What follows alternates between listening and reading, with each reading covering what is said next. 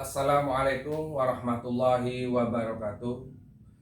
Selamat berjumpa untuk anak-anak kelas 9 dengan Bapak Muhammad Ridwan Muslim, guru bahasa Indonesia. Ini merupakan pertemuan awal pembelajaran bahasa Indonesia. Anak-anak saya harapkan tetap terus semangat untuk belajar.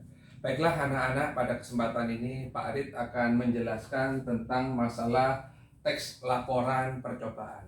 Tentunya anak-anak pernah melakukan yang namanya percobaan, apapun itu bentuknya. Apa tujuan dari percobaan? Untuk menguji apa yang kita inginkan itu bisa digunakan untuk orang lain. Baik anak-anak, sebelumnya saya menjelaskan tentang pengertian apa yang dimaksud dengan teks laporan. Namanya teks itu adalah berupa tulisan.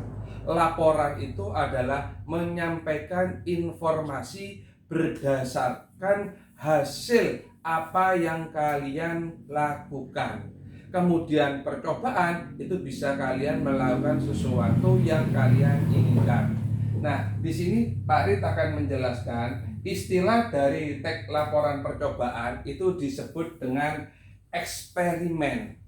Ya, eksperimen itu adalah merupakan sesuatu yang perlu dilakukan, yaitu perlu dicoba, yaitu ada dua untuk eksperimen. Yang pertama, menguji, ya, maksudnya menguji apa yang akan kita buktikan, kita uji, kita adakan penelitian terlebih dahulu.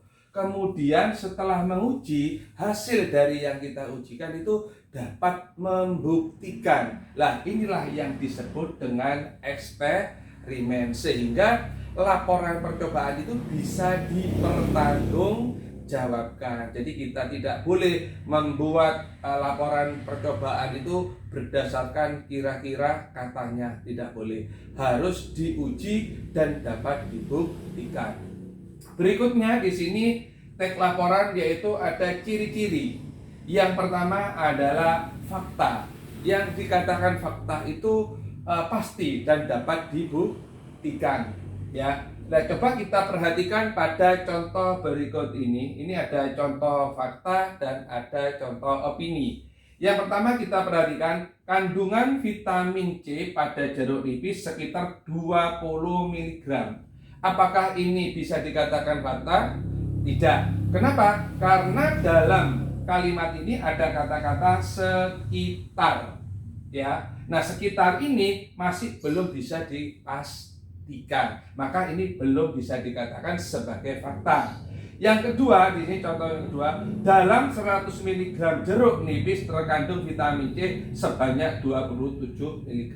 Ini bisa dikatakan fakta karena menunjukkan jumlah berapa yang ada dalam jeruk nipis kandungan vitamin C-nya. Nah, ini yang dikatakan sebagai fakta.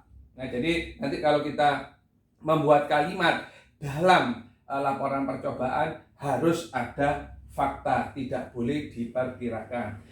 Yang kedua adalah lengkap, ya. Apa yang dimaksud dengan lengkap? Lengkap semua apa yang ada dalam laporan itu tidak menimbulkan tanda tanya, sehingga apa? Nantinya apa yang kalian sampaikan itu bermanfaat bagi orang lain.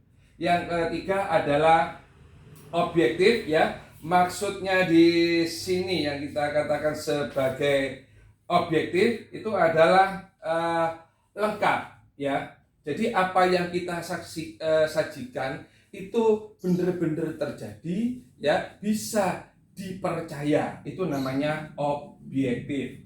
Nah, baiklah anak-anak, selanjutnya kita beralih kepada fungsinya. Apa fungsi dari teks laporan percobaan? Yang pertama adalah di sini informasi. Apa informasi? Di sini adalah sebagai sumber informasi apa yang kalian uji, apa yang kita lakukan, sehingga orang lain bisa memahami apa yang kalian lakukan. Bukti, ya, jadi ada buktinya. Kalau Anda melakukan percobaan untuk manfaat orang lain bisa dibuktikan, bisa digunakan. Oh ya, memang benar-benar ini nyata. Misalkan ambil contoh bahwa daun pepaya itu bisa digunakan untuk penyakit darah tinggi. Nah, ini bisa dibuktikan. Nah, inilah yang dikatakan bukti. Kemudian dokumentasi ini bisa didokumentasikan, bisa dibukukan, atau kalau sekarang ini istilahnya ditulis dalam bentuk internet dan disimpan dalam suatu file, ya, kemudian kita sebarkan. Ini namanya dokumentasi. Kemudian yang nomor 4 adalah pemecahan masalah, ya. Apa yang dikatakan pemecahan masalah? Mungkin orang lain pernah mengira-ngira ini bahan ini mengandung formalin atau tidak, bakso ini mengandung formalin atau tidak. Nah, kemudian kalian memecahkan masalah, ciri-ciri bakso yang mengandung formalin adalah ini semuanya, sehingga orang lain tahu, sehingga masalah yang dihadapi orang lain bisa dipahami. Yang kelima adalah pertanggungjawaban. Apa yang kalian lakukan dalam penelitian ini bisa dipertanggungjawabkan kebenarannya, bukan semacam hoax, bukan kira-kira, bukan yang sifatnya ini istilah menurut orang dulu dan sebagainya, tidak. Jadi apa yang kita lakukan bisa dibuktikan. Nah, yang terakhir di sini nanti ini langkah-langkah ada di materi bahasa Indonesia.